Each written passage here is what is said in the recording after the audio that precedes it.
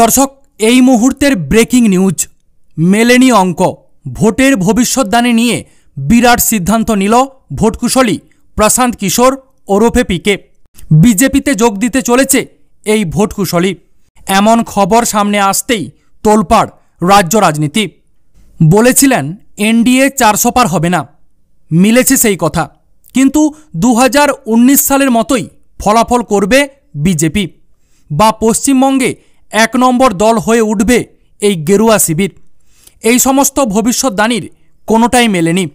লোকসভা নির্বাচনের ফল প্রকাশ হতেই নিজের ভুল মেনে নিলেন এই ভোটকুশলী প্রশান্ত কিশোর।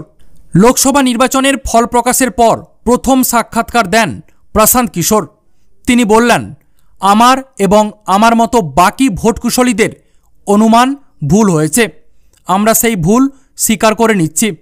2019 সাল হোক কিংবা 2021 সালের পশ্চিমবঙ্গের বিধানসভা নির্বাচন, অক্ষরে অক্ষরে মিলেছিল প্রশান্ত কিশোরের ভবিষ্যৎবাণী।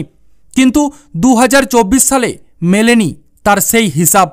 দক্ষিণের রাজ্যে বিজেপির ভালো ফল নিয়ে ভবিষ্যৎবাণী মিললেও বাকি সমস্তটাই ভুল প্রমাণিত হয়েছে। এরপরও আগামী নির্বাচনগুলিতে তিনি ভবিষ্যৎবাণী করবেন কিনা সেই প্রশ্নের উত্তরে পিকে জানায়, না, আমি আর নির্বাচনের ভবিষ্যৎবাণী করব না। পিকে বলেন, আমি নিজের হিসাব আপনাদের সামনে রেখেছিলাম। আমি ক্যামেরার সামনেই স্বীকার করে নিয়েছি যে নম্বরের হিসাব ভুল করেছিলাম। 20% আসন সংখ্যায় ভুল হিসাব করেছি। আমরা বলেছিলাম যে বিজেপি 300-র কাছাকাছি আসন পাবে, কিন্তু বিজেপি 240টি আসন পেয়েছে। কিন্তু আমি আগেই বলেছিলাম জনগণের মধ্যে চাপা ক্ষোভ রয়েছে, তবে তা নরেন্দ্র মোদীকে ক্ষমতাচ্যুত করে দেবে সেরকম নয়। ভোটের হিসাব বুঝিয়ে প্রশান্ত কিশোর বলেন, আমি বলেছিলাম যে বিরোধীদের কোনো ইতিবাচক প্রভাব নেই জনগণের মধ্যে, কিন্তু সেটাও ভুল প্রমাণিত হয়েছে। কিন্তু আপনারা যদি সংখ্যার বিচারের ঊর্ধ্বে যান তবে এটা কিন্তু ভুল নয়। শেষ পর্যন্ত বিরোধীরা 36% ভোট পেয়েছে। ভোটকুশলী হিসেবে আমার কখনো সংখ্যার হিসেবে যাওয়া উচিত হয়নি। বিগত 2 বছরে আমি এই একই ভুল করেছি। প্রথমত পশ্চিমবঙ্গের বিধানসভা নির্বাচনের সময়, দ্বিতীয়ত 2024 সালের লোকসভা নির্বাচনের সময়।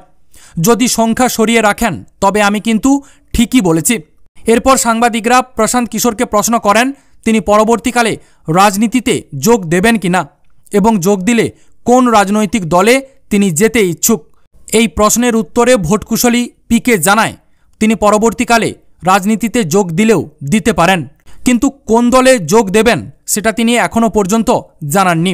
আর পিকের এমন বক্তব্যের পরই গেরুয়া শিবিরের দাবি তিনি পরবর্তীকালে বিজেপিতেই যোগ দিতে চলেছেন। তো দর্শক, আপনারা কি মনে করছেন? প্রশান্ত কিশোর কি সত্যি পরবর্তীকালে রাজনীতিতে যোগ দিতে চলেছেন?